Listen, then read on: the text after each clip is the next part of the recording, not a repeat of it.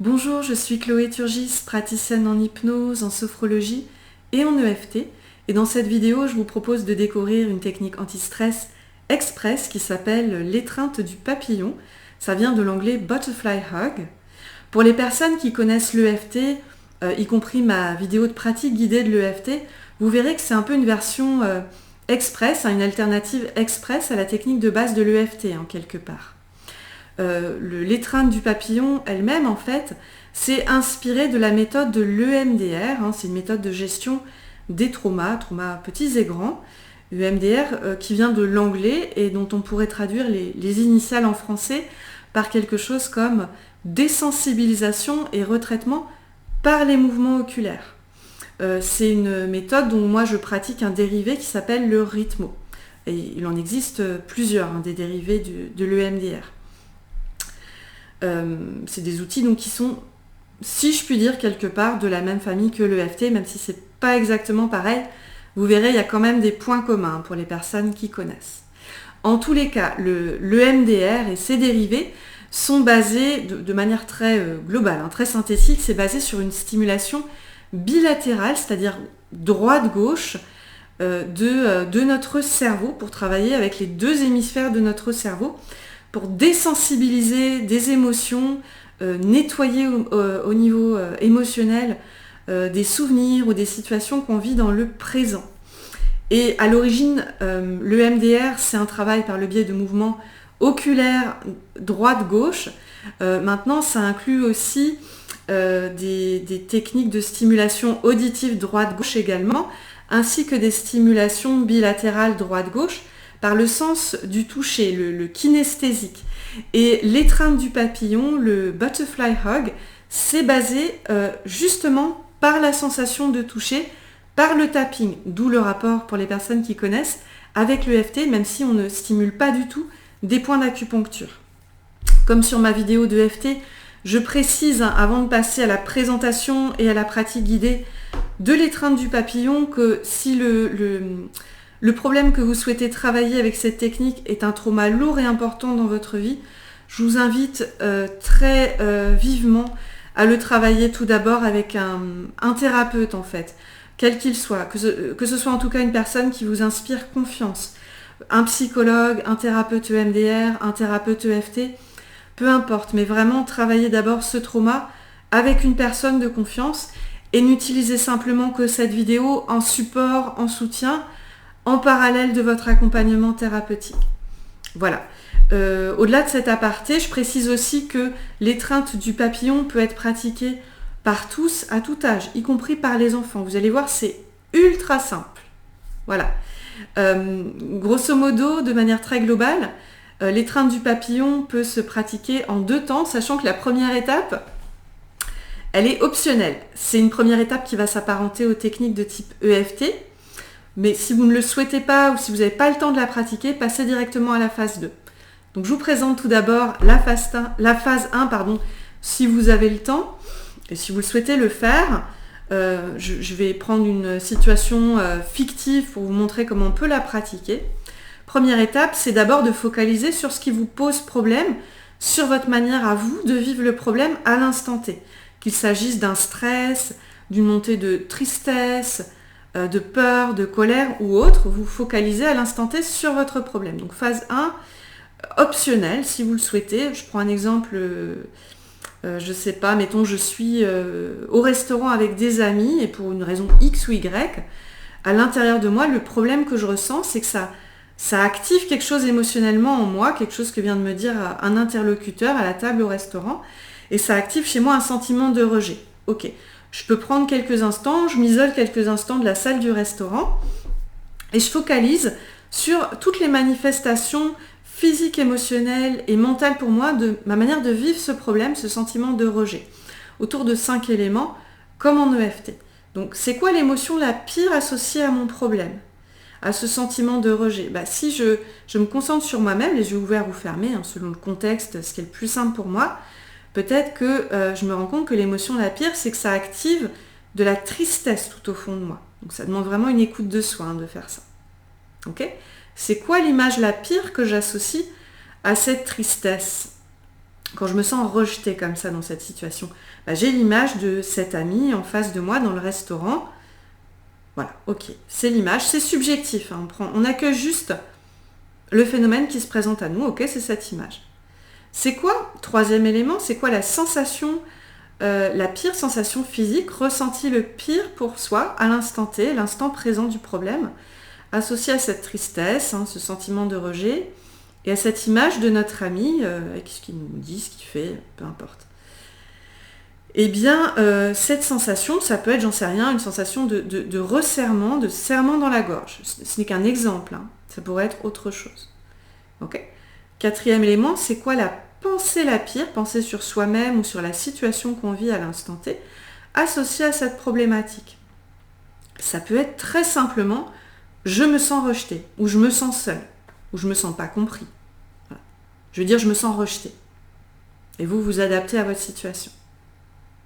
Cinquième et dernier élément, sur une échelle totalement subjective entre 0 et 10, si 10 c'était l'intensité maximum, hein, la pire, la plus intense, vous êtes à combien dans l'instant présent sur votre problématique ?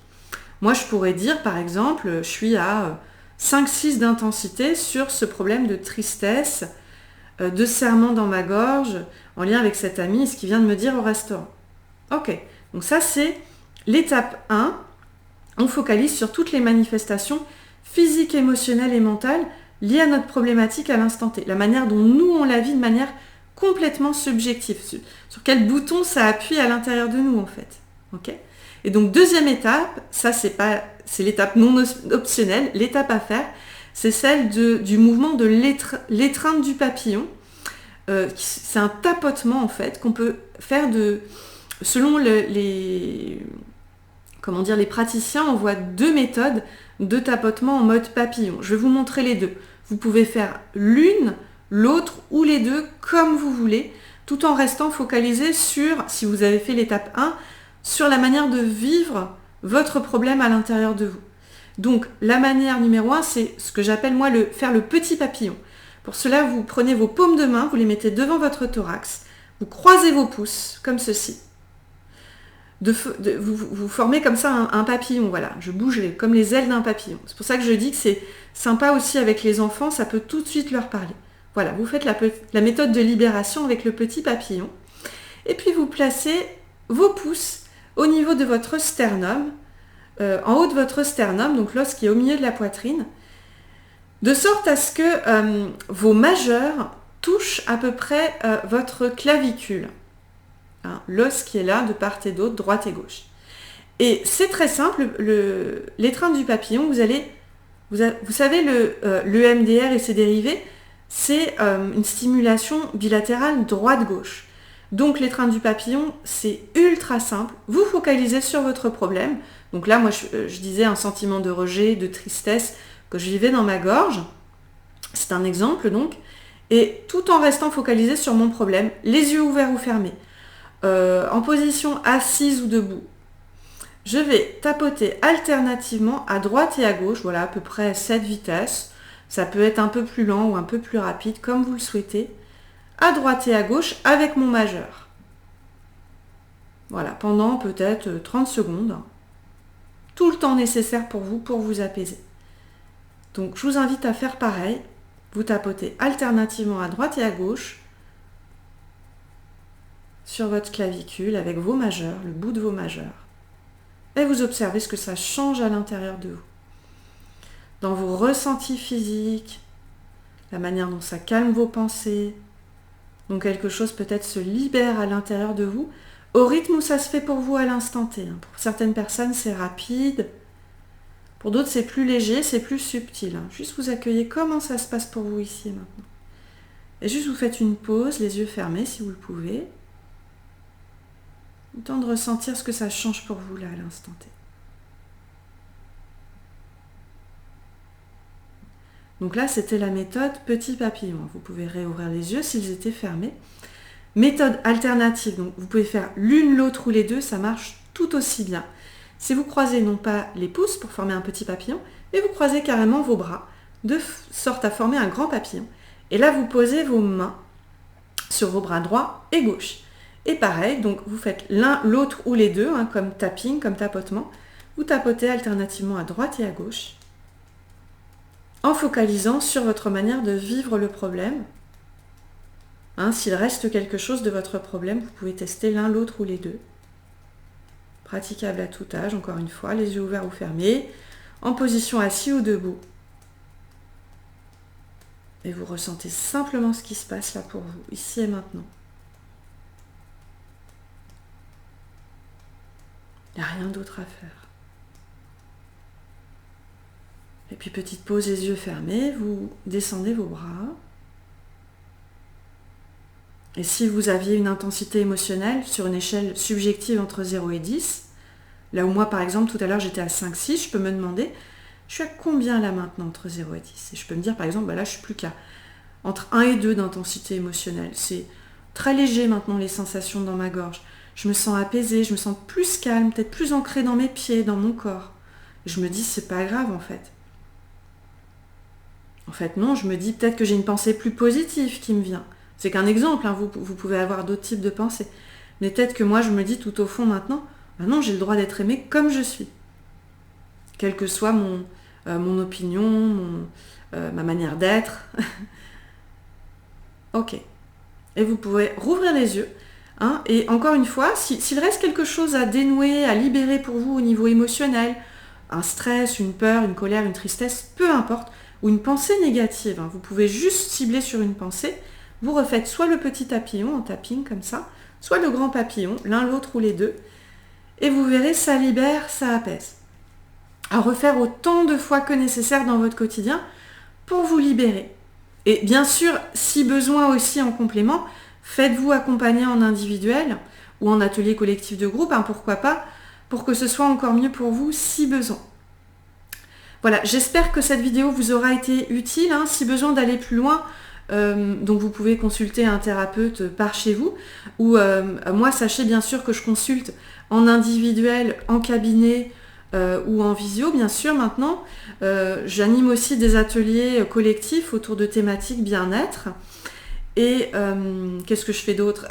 Ah oui, je suis aussi l'auteur du livre « Étendez votre zone de confort » aux éditions d'Angle. Je propose différents exercices dedans pour se libérer du stress, des émotions et pour se sentir mieux dans la vie au niveau global. Donc voilà, n'hésitez pas à me contacter ou à me consulter si besoin. Voilà, j'espère que cette vidéo vous aura apporté tout ce dont vous aviez besoin. Je vous remercie de l'avoir suivi. À bientôt.